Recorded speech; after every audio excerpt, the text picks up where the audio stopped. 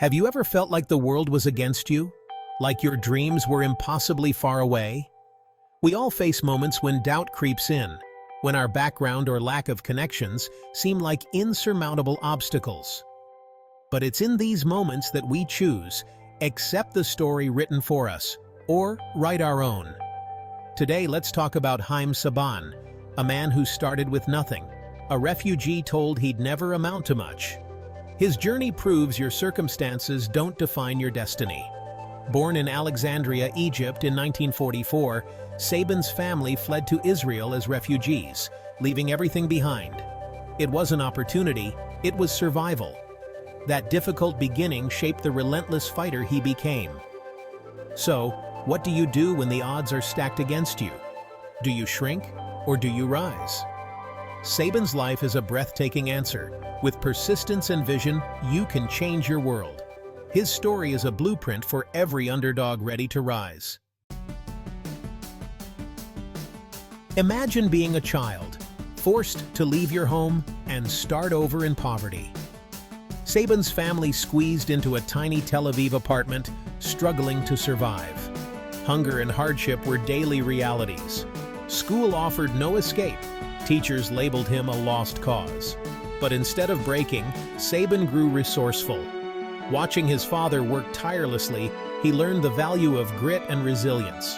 He realized that if you want something, you have to go get it yourself. His real education happened outside the classroom, learning to spot opportunity in adversity.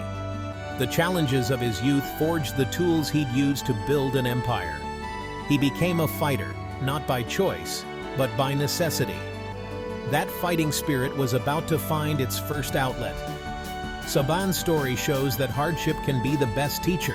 It's not where you start, it's what you do next.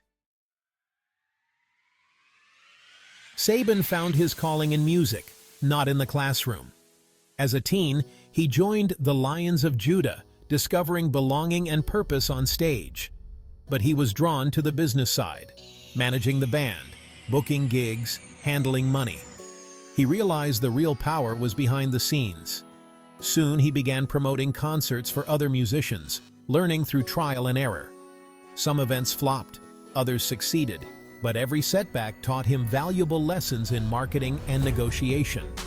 Saban was no longer just surviving. He was creating his own path. Music gave him a voice. Business gave him power. He was orchestrating opportunities, not just songs. This was just the beginning, a prelude to a much larger symphony. Saban's hustle turned passion into a business. He was proving to himself and his doubters that he was more than his past. The stage was set for his next big leap. Hungry for bigger opportunities, Saban moved to Paris in the 1970s. He arrived with little money and barely spoke French, but he saw challenge as opportunity. Diving into the music industry, he started a record company and soon found his breakthrough in children's television. Saban noticed cartoon theme songs were forgettable.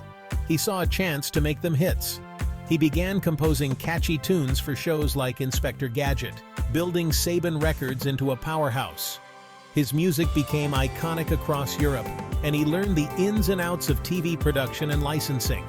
Saban turned being an outsider into an advantage, spotting opportunities others missed.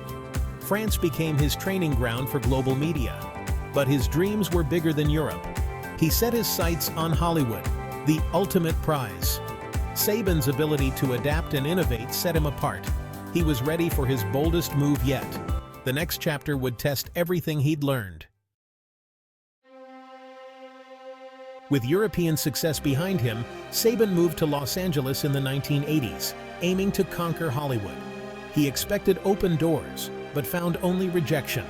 His foreign success meant little to studio executives.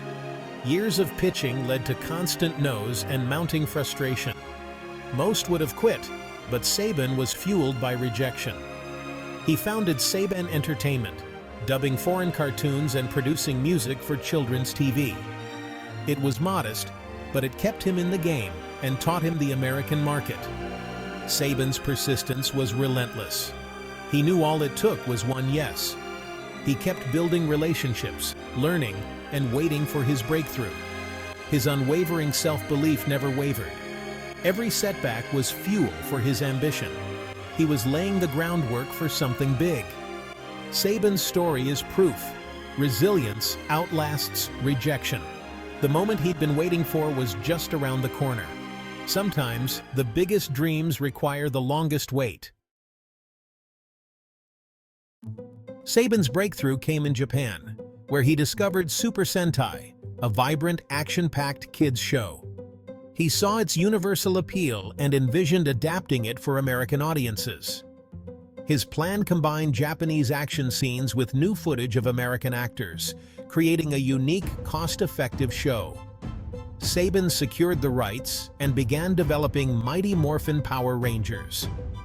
But for nearly a decade, every network rejected the idea as too weird and risky. Executives laughed him out of meetings, but Saban's belief never wavered. He held on to the rights, waiting for the right partner. He saw what others couldn't, a global phenomenon in the making. Saban's vision was clear, even when no one else believed. He refused to let go of his dream.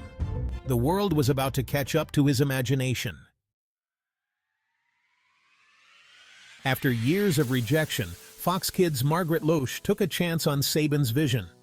In 1993, Mighty Morphin Power Rangers premiered and became an instant sensation. Kids everywhere were hooked. The show topped ratings overnight. But Saban's real genius was in merchandising. He retained the rights, turning Power Rangers into a billion-dollar brand. The show's diverse cast, thrilling action, and empowering message resonated with children everywhere. Saban had created not just a show, but a cultural phenomenon. He proved every doubter wrong, transforming a dismissed idea into a global empire. The refugee boy had become a media powerhouse, all because he refused to take no for an answer. Power Rangers was just the beginning. Power Rangers' success launched Saban into the stratosphere. He expanded Saban Entertainment, producing a vast library of children's programming. Partnering with Rupert Murdoch, he co-created Fox Kids Network and later Fox Family Worldwide, challenging industry giants. In 2001, Saban sold Fox Family Worldwide to Disney for $5.3 billion, his personal share, $1.7 billion. The boy who once knew hunger was now a billionaire. But Saban didn't stop. He founded Saban Capital Group, investing in media and technology. He even bought back Power Rangers, unable to leave his creation behind. Saban's empire was built on vision, risk, and relentless drive. His journey was proof that self-made success is possible. He saw value where others saw none, and changed the industry forever. Haim Saban's story isn't just about wealth, it's about possibility. He proved your beginnings don't dictate your future. The most powerful asset isn't money or connections, it's belief in yourself. Saban faced poverty, rejection, and doubt at every turn, but he chose to persist, to act, and to believe in his vision. His empire was built on grit, creativity, and the courage to try what others dismissed. He turned a rejected idea into a global brand. Saban's journey is a call to action. What story are you writing for yourself? Don't wait for permission or the perfect moment. Start now with what you have. Your courage and persistence will shape your destiny. The world is full of possibilities, if you're willing to fight for them. Your story is waiting. Go create it.